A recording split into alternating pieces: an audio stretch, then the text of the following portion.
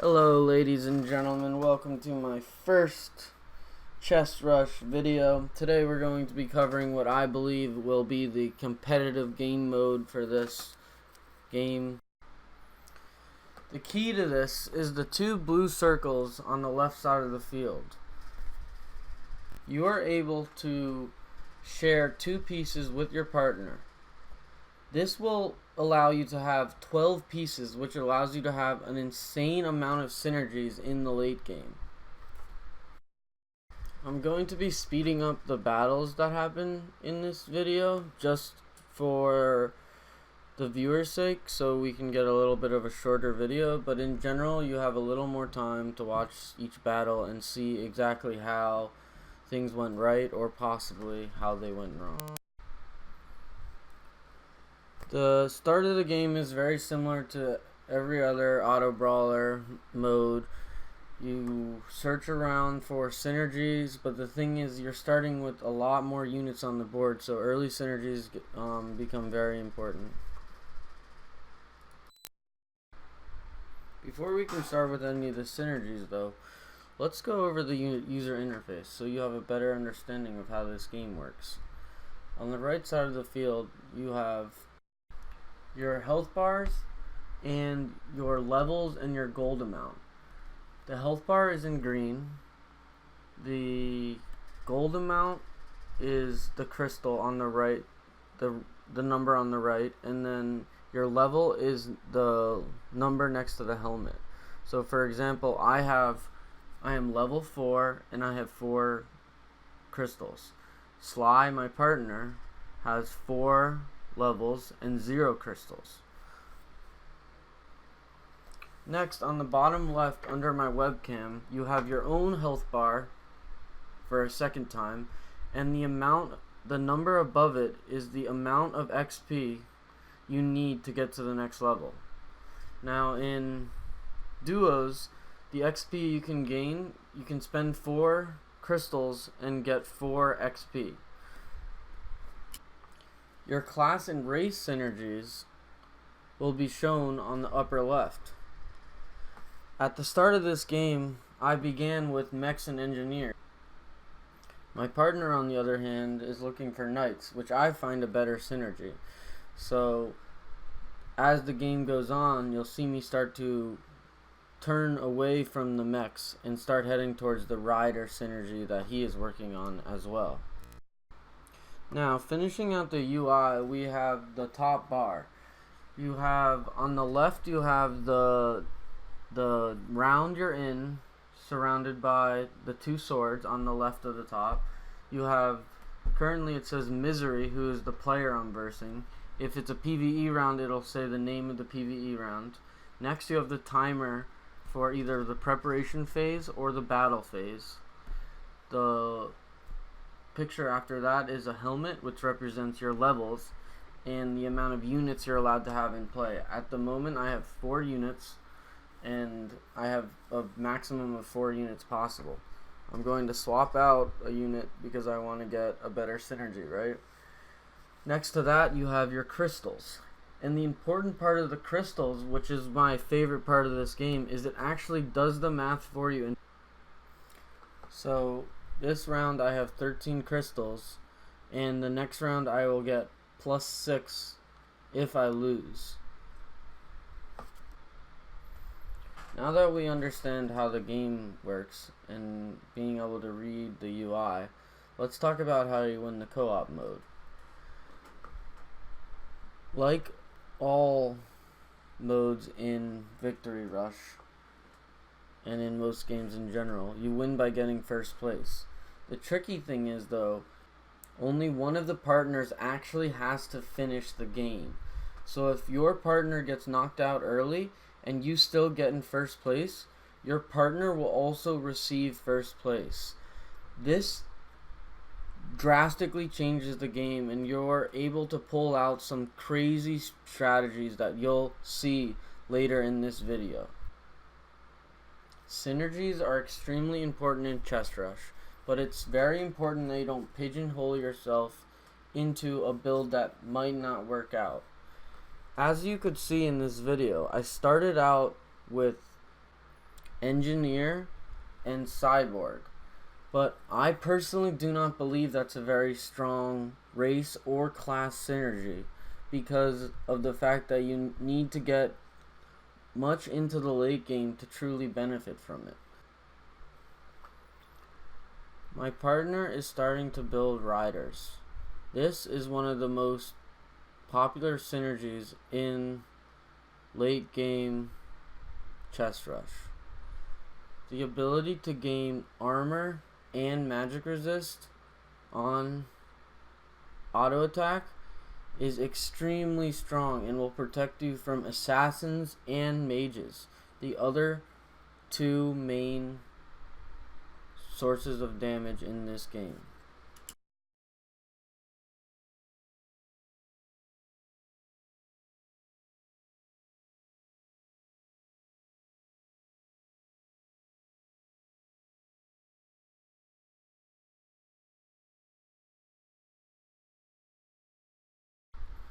Communication in this game is key.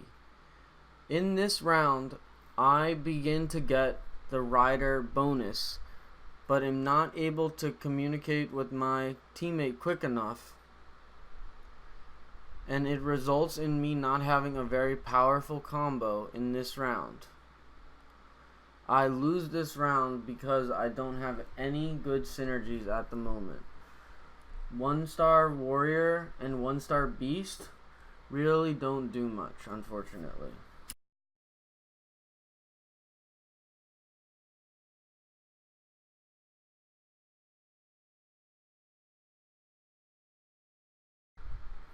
Items are critical in this game, but choosing which carry to put it on can sometimes be difficult, and so oftentimes you will see me not immediately use my items because I'm waiting to see which unit will be my most powerful that game.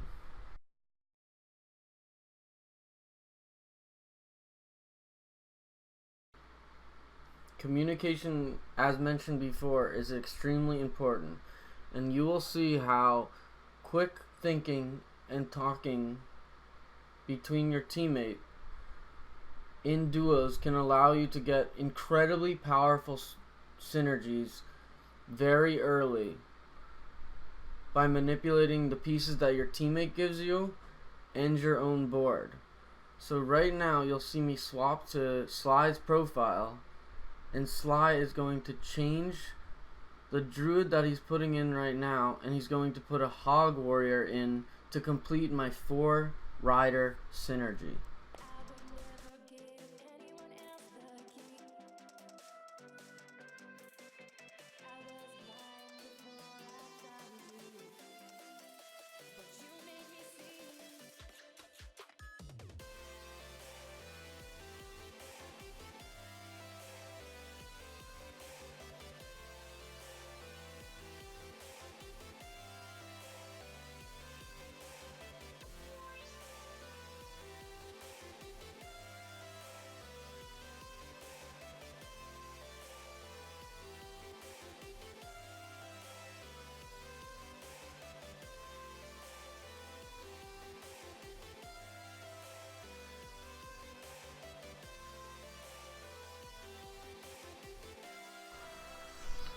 There are 2 ways to free up space on your bench.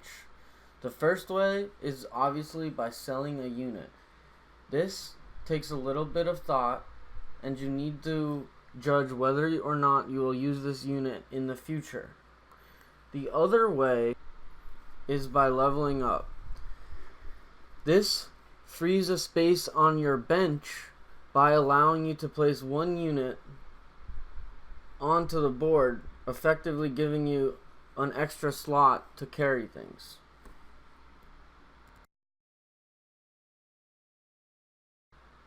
Something very interesting happens here, if you'll notice.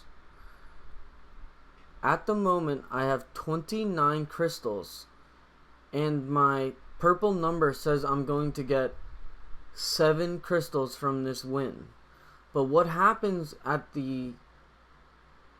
on these games is that at the end of each round you gain 1 crystal, which brings me to 30 before the round actually ends. So I'm able to gain 1 extra crystal of interest, which brought me up to 38 instead of 37. Alright, I'm going to explain basically the rest of the comp, what we're going to go for, and then I'm going to leave you with the rest of the video. It's a little bit of a shocker, the ending, I'm not going to lie. You're going to want to stay through the whole thing. You won't believe the ending. But let's get into the juice, okay?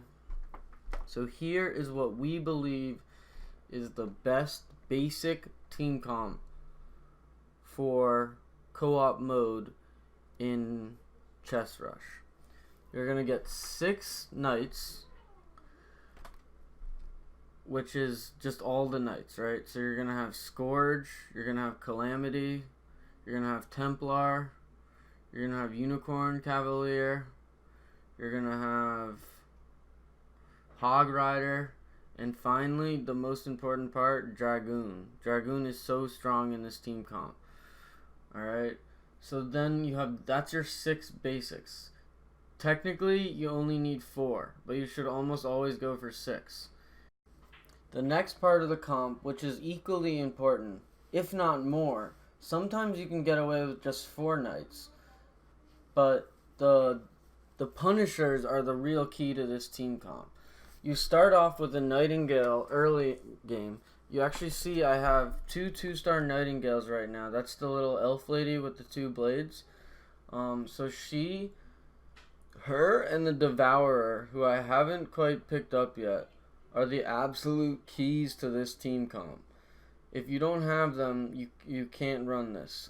So the idea behind the Punisher synergy is that once you get 2 Punishers, your demons no longer count as demons, so they don't get the negative effect of the demons. So you're allowed to stack as many demons as you possibly can. Once you get your second demon on the board, you activate the 4-part Punisher synergy, which allows your demons and Punishers, when they auto attack, they will deal 35% extra damage in a 1 radius around the unit they're attacking, which just stacks up so much because like most people, stack their units, like you can see in like the fight that's going on right now. So if I'd had the Punisher buff, all my demons and Punishers would be hitting around here.